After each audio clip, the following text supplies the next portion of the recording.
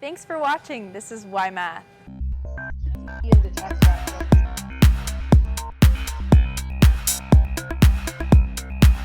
Here at Porter Airlines, and we're going to talk to a pilot, Brian Nixon. So let's go see what he has to tell us. Math is very important. I guess the three most important things are time, distance, and speed. Obviously, we have to know how much fuel we have, how much fuel we're going to burn to get somewhere, how long it's going to take. During everyday operations, taking off and landing, we need to know how heavy the airplane is. We need to know how much runway we're going to use up to take off and land.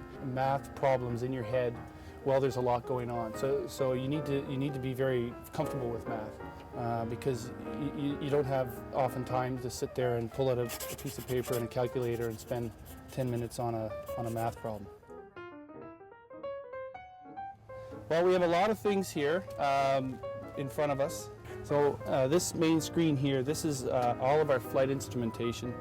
It tells us the attitude or orientation of the airplane, how fast we're going, what altitude we're at, and it also displays navigational information so we know where we're going. This second screen to the right has many purposes, but it generally serves as a moving map, so it shows where we are in relation to the airports we're flying out of or into and other points of interest along the way.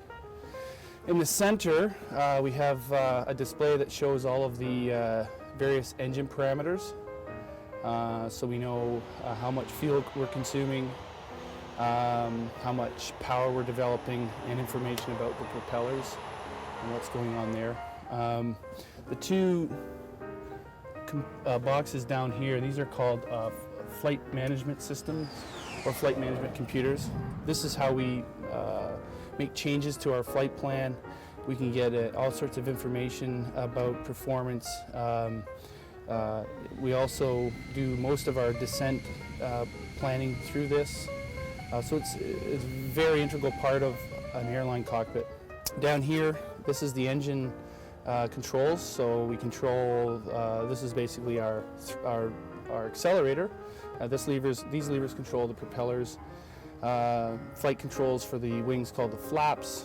And down here we have control over our various radios for communicating with air traffic control. Right in front of us, again, duplicate, we have a set of flight controls. So if we pull back, the nose goes up. If we push forward, the nose goes down. But if we turn the wheel left or right, the airplane will roll left or right. I finished high school. I wanted to be an airline pilot. I already had my private pilot license while I was in high school. I got that when I was 18. I went to Seneca College here in Toronto, and it's a 3-year program. And the program has an academic side that's very heavy in some engineering areas and a lot of math, and it's a very challenging program. So they really focus a lot on those sorts of areas, and then the other half of the time you're learning how to fly. So there's two things going on. Coming out of that program gives you a good basis to get into the industry and get started in your career. So I graduated in 1996, and I started flight instructing, and I did that for about 2.5 years, and then I started flying as a commercial pilot in the beginning of 1999. So I've been doing this airline job ever since. If you want to fly airplanes for a living, it's probably a good idea to look at one of the colleges or universities now that have airline-specific programs.